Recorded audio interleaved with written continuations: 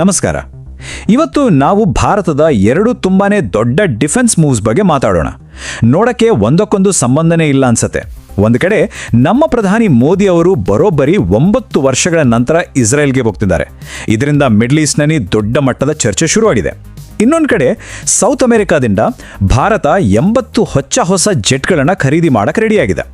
ಇವೆರಡು ಬೇರೆ ಬೇರೆ ಘಟನೆಗಳು ಅನಿಸಿದ್ರು ಇದ್ರ ಹಿಂದೆ ಒಂದು ಮಾಸ್ಟರ್ ಪ್ಲಾನ್ ಇದೆ. ಹಾಗಾದರೆ ಇವೆರಡನ್ನು ಕನೆಕ್ಟ್ ಮಾಡ್ತಿರೋ ಆ ದೊಡ್ಡ ಸ್ಟ್ರಾಟಜಿ ಯಾವುದು? ಒಂದು ಹೈಟೆಕ್ ಅಲಯನ್ಸ್ ಮತ್ತು ಇನ್ನೊಂದು ಬೃಹತ್ ಸಾರಿಗೆ ವ್ಯವಸ್ಥೆ ಅಪ್ಗ್ರೇಡ್. ಇವೆರಡರ ನಡುವಿನ ಲಿಂಕ್ ಏನು? ಬನ್ನಿ ಈ ವಿಶ್ಲೇಷಣೆಯಲ್ಲಿ ಇದರ ಹಿಂದಿನ ಅಸಲಿ ಆಟ ಏನು ಅಂತ ಡಿಕೋಡ್ ಮಾಡೋಣ. ಈ ವಿಶ್ಲೇಷಣೆಯ ನಮ್ಮ ರೋಡ್ ಮ್ಯಾಪ್ ಹೀಗಿದೆ. ಮೊದಲು ಇಸ್ರೇಲ್ ಜೊತೆಗಿನ ಹೊಸ ಮೈತ್ರಿ ಬಗ್ಗೆ ನೋಡೋಣ. ಆಮೇಲೆ ಐರನ್ ಬೀಮ್ ಟೆಕ್ನಾಲಜಿ ಅಂದ್ರೇನು ಅಂತ ತಿಳ್ಕೊಳ್ಳೋಣ. ನಂತರ ಭಾರತದ ಸಾರಿಗೆ ಸವಾಲುಗಳು, ಅದಕ್ಕೆ ಬ್ರೆಜಿಲ್ನ ಜೆಟ್ ಹೇಗೆ ಉತ್ತರವಾಗುತ್ತೆ, ಮತ್ತೆ ಕೊನೆಗೆ ಇವೆರಡನ್ನು ಜೋಡಿಸಿ ಭಾರತದ ದೊಡ್ಡ ಸ್ಟ್ರಾಟಜಿ ಏನು ಅಂತ ನೋಡೋಣ. ಸರಿ, ನಮ್ಮ ಮೊದಲ ಪಿಲ್ಲರ್ ಪ್ರಧಾನಿ ಮೋದಿಯವರ ಇಸ್ರೇಲ್ ಭೇಟಿ ಇದೆಯಲ್ಲ, ಅದು ಬರೀ ಒಂದು ಫಾರ್ಮಲ್ ಮೀಟಿಂಗ್ ಅಲ್ಲ. ಇಸ್ರೇಲ್ನ ಪ್ರಧಾನಿ ನೆತನ್ಯಾಹು ಅವರು ಹೆಕ್ಸಗನ್ ಆಫ್ ಅಲಯನ್ಸ್ ಅಂತ ಒಂದು ಹೊಸ ಗ್ಲೋಬಲ್ ಕೂಟ ಕಟ್ಟೋಕೆ ಹೊರಟಿದ್ದಾರೆ. ಏನಿದು ಹೆಕ್ಸಗಾನ್ ಆಫ್ ಅಲಯನ್ಸ್ ಅಂದ್ರೆ? ಇದು ಇಸ್ರೇಲ್, ಇಂಡಿಯಾ, ಗಲ್ಫ್ ರಾಷ್ಟ್ರಗಳು, ಆಫ್ರಿಕಾದ ಕೆಲವು ದೇಶಗಳು, ಗ್ರೀಸ್, ಸೈಪ್ರಸ್ ಮತ್ತು ಏಷ್ಯಾದ ಕೆಲವು ಮಿತ್ರ ರಾಷ್ಟ್ರಗಳನ್ನು ಒಟ್ಟುಗೂಡಿಸಿ ಒಂದು ಪವರ್ಫುಲ್ ನೆಟ್ವರ್ಕ್ ಕಟ್ಟೋ ಪ್ಲಾನ್.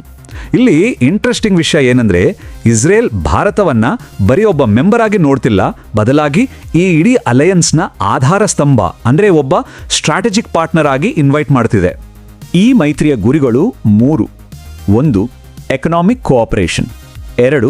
ಡಿಪ್ಲೊಮ್ಯಾಟಿಕ್ ಆಗಿ ಒಂದು ಹೊಸ ಪವರ್ ಸೆಂಟರ್ ಕ್ರಿಯೇಟ್ ಮಾಡೋದು.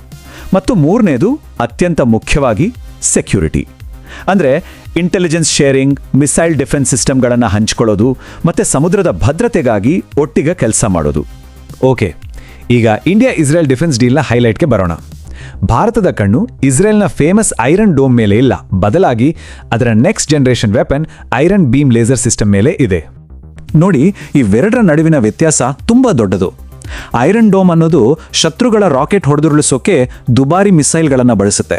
ಆದರೆ ಐರನ್ ಬೀಮ್ ಇದೆಯಲ್ಲ, ಅದು 100 ಕಿಲೋವ್ಯಾಟ್ ಪವರ್ ಇರೋ ಲೇಸರ್ ಕಿರಣಗಳನ್ನು ಬಳಸಿ ಶತ್ರುಗಳ ಡ್ರೋನ್ಗಳನ್ನು, ರಾಕೆಟ್ಗಳನ್ನು ಆಕಾಶದಲ್ಲೇ ಸುಟ್ಟುಬೂದಿ ಮಾಡುತ್ತೆ. ಇದು ಟೆಕ್ನಾಲಜಿಲಿ ಒಂದು ದೊಡ್ಡ ಜಂಪ್. ಆದರೆ ಅಸಲಿ ಮ್ಯಾಜಿಕ್ ಇರೋದು ಇದರ ಖರ್ಚಿನಲ್ಲಿ. ಕೇಳಿದ್ರೆ ಶಾಕ್ ಆಗತ್ತೆ. ಒಂದು ಐರನ್ ಡೋಮ್ ಮಿಸೈಲ್ಗೆ ಸುಮಾರು $40,000-50,000 ಖರ್ಚಾಗುತ್ತೆ. ಆದರೆ ಒಂದು ಐರನ್ ಬೀಮ್ ಲೇಸರ್ ಶಾಟ್ಗೆ ಕೇವಲ $5. ಅಂದರೆ ಸರಿಸುಮಾರು 10,000 ಪಟ್ಟು ಅಗ್ಗ. ಯೋಚನೆ ಮಾಡಿ, ಸಣ್ಣ ಪುಟ್ಟ ಡ್ರೋನ್ ಹೊಡೆಯೋಕೆ $1,000 ಸುರಿಯೋ ಬದಲು ಈ ಟೆಕ್ನಾಲಜಿ ನಿಜವಾಗ್ಲೂ ಒಂದು ಗೇಮ್ ಚೇಂಜರ್ ಅಲ್ವಾ? ಇದು ಬರೀ ಐರನ್ ಬೀಮ್ನ ಡೀಲ್ ಅಷ್ಟೇ ಅಲ್ಲ. ಫೋರ್ಬ್ಸ್ ವರದಿ ಪ್ರಕಾರ ಈ ಇಡೀ ಡಿಫೆನ್ಸ್ ಪ್ಯಾಕೇಜ್ನ ಒಟ್ಟು ಮೌಲ್ಯ ಸುಮಾರು $8.6 ಬಿಲಿಯನ್ ಇರ್ಬೋದು. ಇದು ಈ ಪಾರ್ಟ್ನರ್ಶಿಪ್ ಎಷ್ಟು ದೊಡ್ಡದು ಅಂತ ತೋರಿಸುತ್ತೆ. ಇದರಲ್ಲಿ ಬೇರೆ ಮಿಸೈಲ್ ಸಿಸ್ಟಮ್ಗಳು ಸೇರಿವೆ. ಆದರೆ ಇಲ್ಲೊಂದು ದೊಡ್ಡ ಚಾಲೆಂಜ್ ಇದೆ.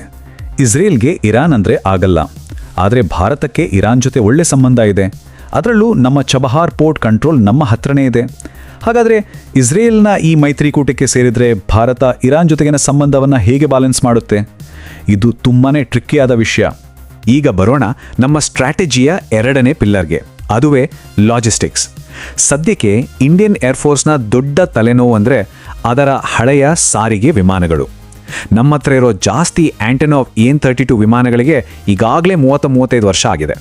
ಮಿಲಿಟರಿಯಲ್ಲಿ ಒಂದು ಮಾತಿದೆ, ಹವ್ಯಾಸಿಗಳು ಸ್ಟ್ರಾಟಜಿ ಬಗ್ಗೆ ಮಾತಾಡ್ತಾರೆ, ಆದರೆ ಪ್ರೊಫೆಷನಲ್ಗಳು ಲಾಜಿಸ್ಟಿಕ್ಸ್ ಬಗ್ಗೆ ಯೋಚಿಸ್ತಾರೆ ಅಂತ. ಯುದ್ಧದಲ್ಲಿ ಬರೀ ವೆಪನ್ಸ್ ಇದ್ರೆ ಸಾಲದು.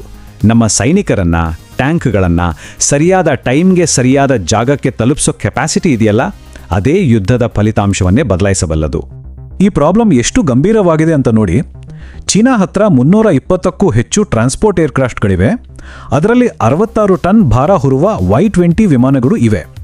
ಪಾಕಿಸ್ತಾನ ಹತ್ರ ಸುಮಾರು 16 ಅಮೆರಿಕನ್ C-30 ವಿಮಾನಗಳಿವೆ.